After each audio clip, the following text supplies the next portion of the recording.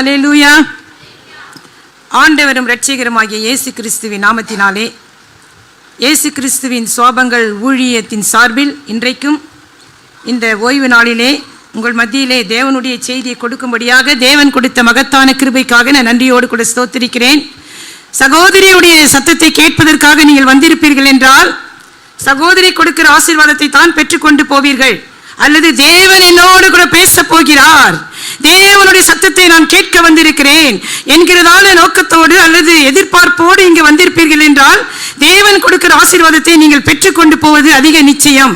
ஆகவே இப்பொழுது கூட தேவன் நம்மோடு கூட பேசும்படியாக கூட நாம் தேவனை நோக்கி பார்ப்போம். பிரியமானவர்களே, தேவன் நம்மோடு கூட பேச வேண்டும், தேவன் நம்மோடு கூட பேச வேண்டும்.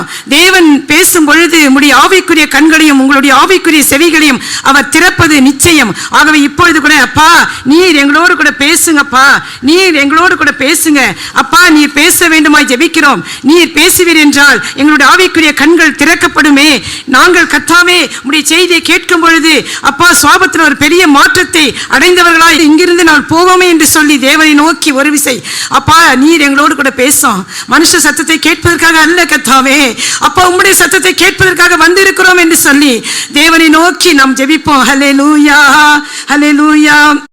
பேசும் பேசும் ஜெபம் செய்யும் போது ஆண்டவா பிரியமானதை இப்போ காட்டும் செய்ய ஆயத்தம்.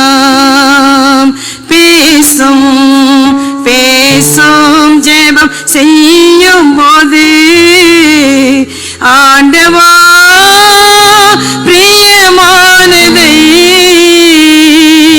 இப்போ காட்டும் செய்ய ஆயத்தம்.